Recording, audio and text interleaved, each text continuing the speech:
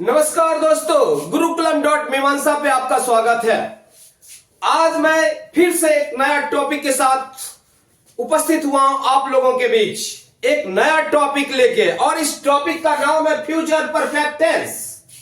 तो हम लोग आज के वीडियो में समझने वाले हैं कि फ्यूचर परफेक्ट टेंस क्या होता है, फ्यूचर परफेक्ट टेंस में अफर्मेटिव सेंटेंस का स्ट्रक्चर कैसे बनता है, हम फ्यूचर परफेक्ट टेंस को कैसे रिकॉग्नाइज करेंगे, इसे हम हिंदी में कैसे रिकॉग्नाइज करेंगे, फिर इसे हम इंग्लिश में कैसे रिकॉग्नाइज करेंगे, फिर इसका कैसे स्ट्रक्चर बनने वाला है। इन तमाम बातों पर हम लोग आज चर्चा करेंगे, डिस्कस करेंगे और एक एक बातों का ऑपरेशन करेंगे ताकि हर बात आपको समझ में आ जाए।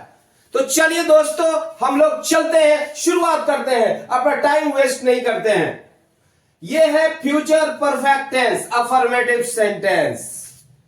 कहता है जिस हिंदी सेंटेंस की मूल क्रिया से, मूल क्रिया मतलब मेन वर्ब, जिस हिंदी सेंटेंस की मूल क्रिया से यह बोध हो कि कार्य भविष्य में किसी निर्धारित समय तक समाप्त हो चुकेगा, तो ऐसा सेंटेंस फ्यूचर परफेक्ट टेंस के अंतर्गत आता है। और ऐसे सेंटेंस के मूल क्रिया के अंत में चुकूंगा, चुकेंगे, चुकेगा, चुका रहेगा, चुकी रहेगी आदि रहता है। कहने का तात्पर्य है कि भविष्य में कोई निर्धारित समय तक हमारा काम कंप्लीट हो जाएगा, परफेक्ट हो जाएगा। आप प्रेजेंट परफेक्ट पढ़े होंगे, पास्ट परफेक्ट आपने पढ़ा है, उसी प्रकार से फ्यूचर परफेक्ट भी है।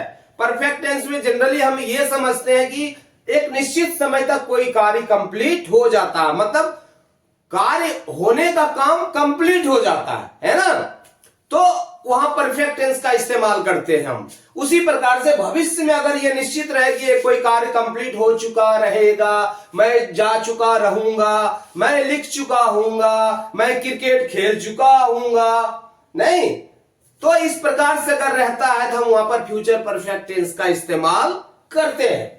आइए, इसका स्ट्रक्चर क्या है, बेसिक स्ट्रक्चर है सब्जेक्ट प्लस शैल या will plus have plus V3 plus other words. जैसा कि आप जानते हैं फ्यूचर टेंस में हम शैल विल का प्रयोग करते हैं और फ्यूचर परफेक्ट में हैव का भी प्रयोग करते हैं, हैज का प्रयोग नहीं करते हैं। फ्यूचर में हैज का प्रयोग नहीं करते हैं, ये आप गांठ बांध लो, है ना। प्लस V3, परफेक्ट है तो V3 तो लगना है। प्रेजेंट परफेक्ट में V3 लगता है, पास्ट परफेक्ट में V3 लगता है और फ्यूचर परफेक्ट में V3 लगता है, तो कोई कंफ्यूजन की बात है ही नहीं।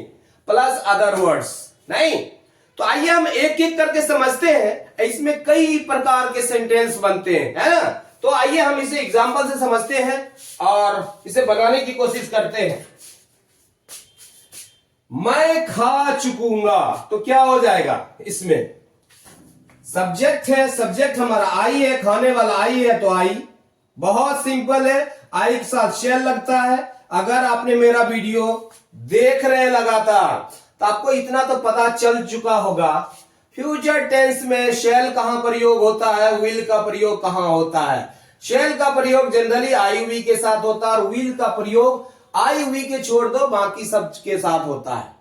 लेकिन आई के साथ विल का भी प्रयोग होता है, उसका स्पेशल कंडीशन है ना। मैं अवश्य जाऊंगा, आई विल गो, इसका मतलब ये है वह अवश्य जाएगा, ही शैल गो, है ना। तो अगर अवश्य की बात आ गई, जोर देने की बात आ गई, दृढ़ प्रतिज्ञा की बात आ गई, तो वहां पर हम जहां विल का प्रयोग करते हैं वहां शैल का प्रयोग करते हैं, और जहां शैल का प्रयोग करते हैं वहां विल का प्रयोग कर लेते हैं, है ना। तो कंफ्यूजन नहीं रखना। आई शैल क्या हो जाएगा, have, I shall have eaten, मैं खा चुका, मैं खा चुकूंगा या खा चुका हूंगा, एक ही बात है। तुम लिख चुकेगा, तो ये क्या है, यू, तुम का यू के साथ विल लगता है, यू विल हैव क्या है, written, you will have written, तुम लिख चुका, तुम लिख चुकेगा या लिख चुका होगा, एक ही बात है। वह आ चुकेगा, क्या हो जाएगा, ही विल हैव, ही के साथ विल लगता है, ही will have come, come came come, V3 लग रहा है ना।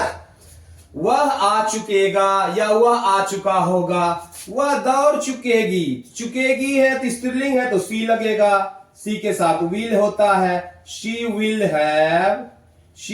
हैव रन, वह दौड़ चुकी होगी। रानी टहल चुकी होगी, रानी टहल चुकी होगी। रानी विल हैव वॉक्ड, रानी टहल चुकी होगी। भीतरी है ना। उसी प्रकार से है हम लोग खेल चुके होंगे या हम लोग खेल चुकेंगे। तो हम लोग क्या है, वी के साथ शैल लगता है। वी शैल हैव प्लेड, हम लोग खेल चुके होंगे। फुल स्टॉप, हम लोग खेल चुके होंगे। बहुत ही आसान है। वे लोग पढ़ चुकेंगे, है ना, या हम लोग खेल चुकेंगे, वे लोग पढ़ चुकेंगे। तो दे लगता है वे लोग का। They will have read. देखा आपने, ये कितना आसान है बनाना, कोई कंफ्यूजन नहीं है। फ्यूचर परफेक्ट है। राम और श्याम जा चुकेंगे या राम और श्याम जा चुके होंगे, ऐसे भी सही है। राम एंड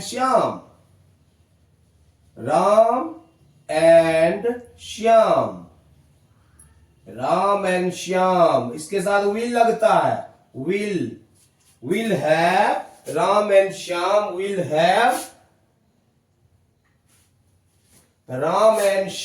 विल हैव जा चुके होंगे, gone. Ram and Shyam will have gone, आसान है। राम अगले सोमवार तक लिख चुकेगा। अब यहां पर थोड़ा सा डिफरेंट सेंटेंस का प्रयोग हो रहा है।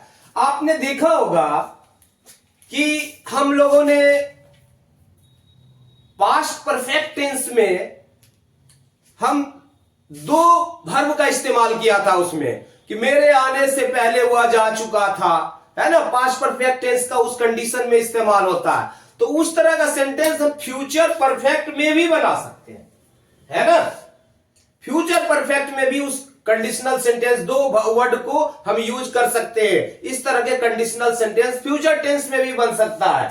दूसरी बात, कहता to express actions to be completed by certain time in the future. कहता भविष्य में एक निश्चित समय तक किसी कार्य के कंप्लीट होने की बात अगर हो तो भी हम फ्यूचर परफेक्ट टेंस का इस्तेमाल करते हैं। तो यहां पर वही है, राम अगले सोमवार तक लिख चुका होगा। तो ये बोल रहा भविष्य में जो है, अगला सोमवार जो आने वाला, मेरा काम लिखने का खत्म हो चुका होगा, है ना। तो ये आसान है। तो क्या हो जाएगा, बन जाएगा राम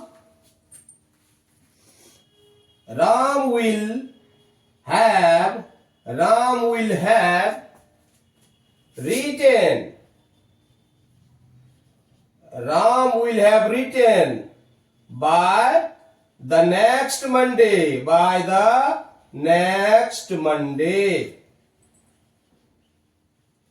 अगले सोमवार तक राम जो है लिख चुका होगा, है ना।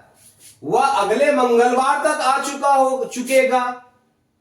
ये हो जाएगा। तो यहां क्या हो जाएगा, he will have come, वह आ चुका होगा। by the next Tuesday, by the next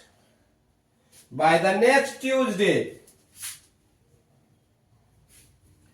by the next Tuesday, है ना। थोड़ी जगह कम पड़ गई लेकिन विजिबिलिटी होगी, आप देख रहे होंगे। ये चीज है। फिर है कि उसके आने से पहले मैं खा चुकूंगा। तो पास्ट परफेक्ट में भी इस तरह का सेंटेंस है कि यहां दो क्रिया है, दो एक्शन है, एक खाने की बात है, एक आने की बात है। अगर फ्यूचर में हम ये बताते हैं कि कोई कार्य, कोई एक एक्शन से पहले, एक एक्शन पहले खत्म कर चुके होंगे, तो यहां क्या, उसके आने से पहले मैं खा चुकूंगा। तो खाने का कार्य पहले खत्म हो चुका रहेगा, उसके बाद आने का कार्य होगा, है ना। तो इसमें क्या होता है, इसमें एक फ्यूचर परफेक्ट में बनता है, नहीं, जो उसके आने से पहले मैं खा चुकूंगा, तो पहले जो कार्य कंप्लीट होने वाला है उसमें फ्यूचर परफेक्ट लगाएंगे, और बाद वाली जो है उसमें हम प्रेजेंट इंडेफिनिट का प्रयोग करते हैं। आइए देखते हैं कैसे बनता है। उसके आने से पहले मैं खा चुकूंगा, तो आई शैल हैव ईटेन, मैं खा चुका हूंगा, बिफोर ही कम्स। ये आने का जो कार्य है ये बाद में होने वाला है ना, और खाने का कार्य खत्म, मैं पहले खत्म कर चुका हूंगा, तो उसमें हम फ्यूचर परफेक्ट लगाए, और बाद में जो आने का कार्य था उसमें प्रेजेंट इंडेफिनिट का प्रयोग किए हैं। ही थर्ड पर्सन है, इसके साथ एस का प्रयोग हो गया, है ना। I shall have eaten before he comes. Confuse नहीं करना, अब स्ट्रक्चर को समझो, क्लियर हो जाएगा, आसान है। उसी प्रकार से मेरे जाने के पहले तुम लिख चुकेगा, तो तुम लिख चुकेगा पहले हुआ है, नहीं, तो इसको पहले बनाते हैं यू विल हैव रिटेन, मेरे जाने के पहले, है,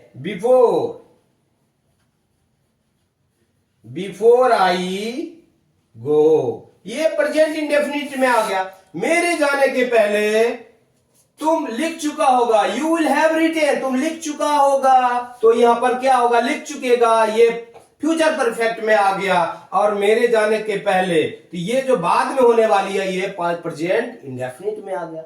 आसान है बताना। जाने से पहले रानी टहल चुकेगी, तो रानी टहल चुकेगी है, जाना बाद में है, नहीं, तो Rani will have walked, Rani will have walked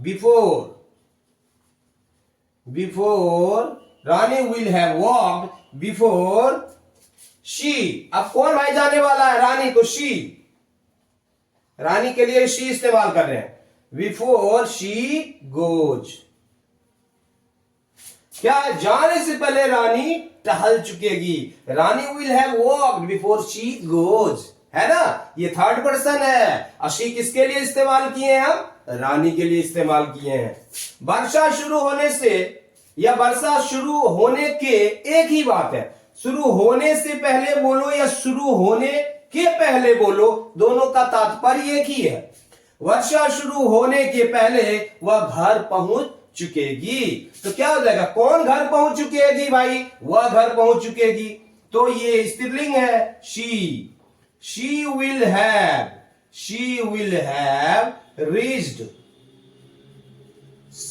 have reached home. आपको पता है होम के पहले टू का प्रयोग नहीं होता है ना। She will have reached home before it rains, है ना। ये किसमें आ गया, प्रेजेंट इंडेफिनिट में। इट थर्ड पर्सन है ना। और रेन मीन्स क्या होता, वर्षा भी होती है, वर्षा होना भी होता है, इसका मतलब before it rains she will have reached home, वह घर पहुंच चुकी होगी, बिफोर इट रेन्स, वर्षा हो शुरू होने से पहले है, या वर्षा होने से पहले वह घर पहुंच चुकेगी। ये भी आसानी से बन गया। फिर देखो इधर और भी हम कुछ सेंटेंस को समझते हैं। इधर परीक्षा शुरू होने से पहले मैं स्कूल पहुंच चुकूंगा होगा, है ना। परीक्षा शुरू, मैं स्कूल पहुंच चुकूंगा, तो मैं स्कूल पहुंच चुकूंगा का पहले होगा I shall have reached, I shall have reached, I shall have reached the school, I shall have reach the school. और क्या है, परीक्षा शुरू होने से पहले, before the examination start, before the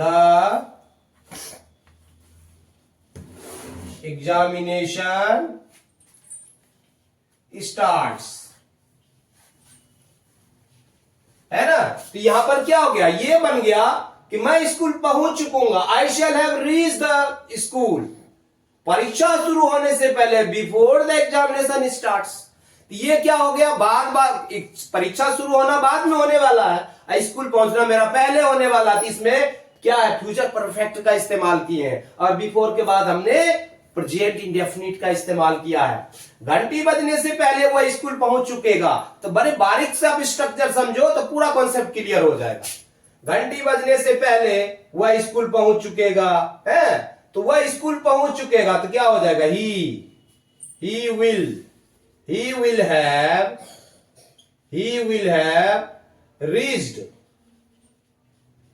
reached the station, sorry, reach the school, he will have reached the school, he will have reached the school before the bell rings,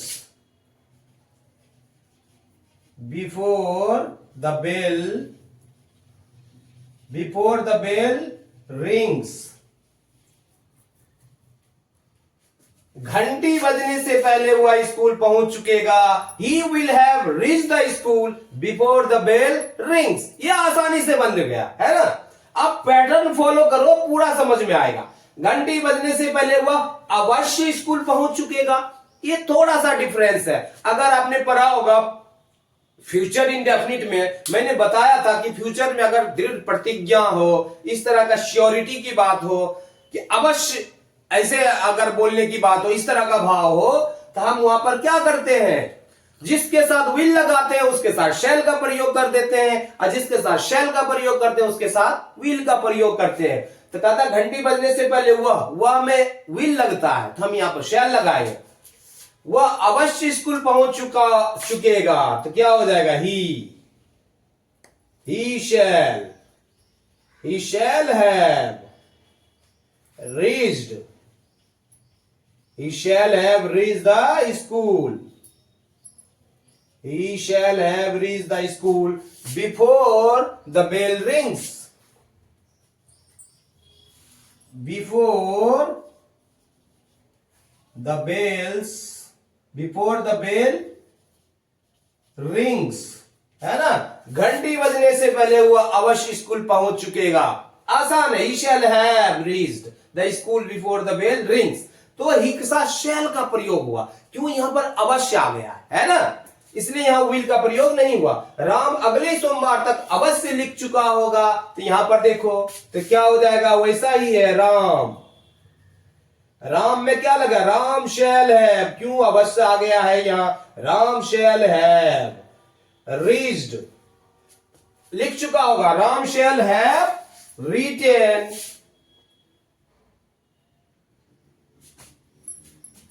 Ram shall have written,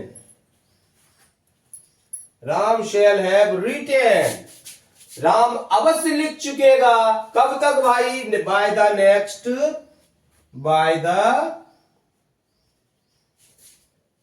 next Monday, अगले सोमवार तक राम अवश्य लिख चुकेगा, है ना। राम के साथ shell का प्रयोग हुआ, अदरवाइज राम के साथ विल का प्रयोग करते हैं, क्योंकि अवश्य आ गया तो इसलिए इसके साथ हम शेल का प्रयोग किए। उसी प्रकार से अगले माह तक रानी मुंबई पहुंच चुकी होगी, है ना। तो यहां भी वही बात है, तो क्या हो जाएगा, रानी के साथ विल नहीं लगेगा, रानी मुंबई अवश्य पहुंच चुकी होगी। यहां पर हमें यह करना है, क्या है, मुंबई अवश्य, यहां पर अवश्य जोड़ दे, अगले माह तक रानी